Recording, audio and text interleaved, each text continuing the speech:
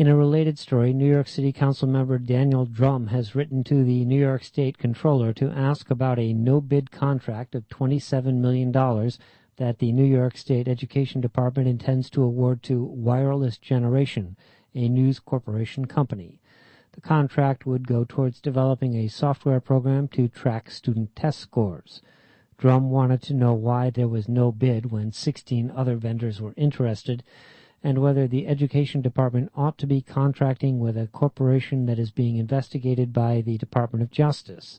He also wondered about what influence on the contract former schools chancellor Joel Klein had when he joined News Corp in December, overseeing its educational technology business. WBAI's Rebecca Miles spoke to Queens Council member Dromm, who represents Jackson Heights. Dromm said he spoke to Thomas DiNapoli after reading news reports about the contract.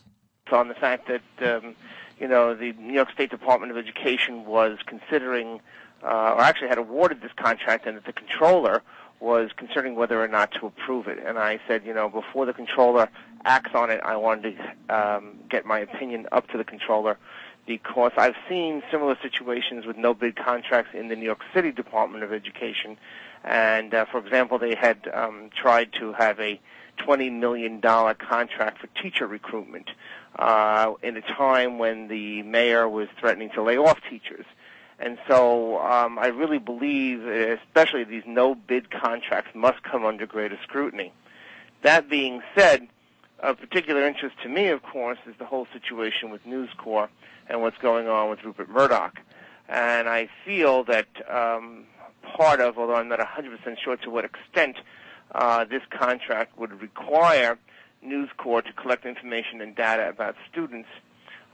There would be some collection of that data, and I'm very concerned about how that data might be used if it falls into the wrong hands.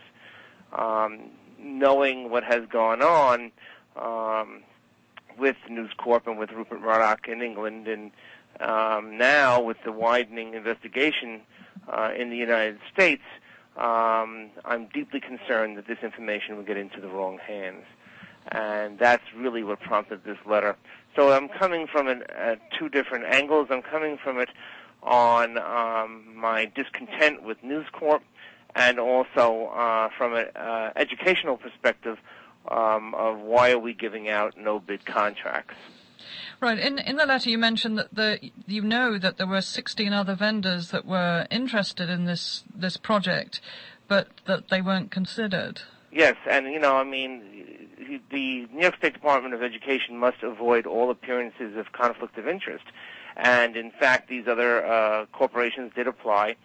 Yet we know that Joel Klein was the former chancellor of the New York City Department of Education, moved over to News Corp, is very close friends with Dr. Tisch, who is the chancellor of the New York State Department of Education. And although this contract was supposedly in the works before her arrival, although I don't know the details of that, I need to see some more proof of that, it has an appearance of favoritism there. Whether there's more to it, I don't know. But, the New York State Department of Education should avoid all appearances of favoritism in terms of awarding of contracts at all. And I do not believe in no-bid contracts. I don't believe that should even really be allowed, especially when you're talking millions and millions of dollars worth of contracts. This one in particular is worth $27 million. Have you heard anything back from the Comptroller's office yet? No, not yet. We just sent the letter out last week, but I do hope that I will hear back. And I hope that others will join with me in asking the Comptroller to do the right thing here.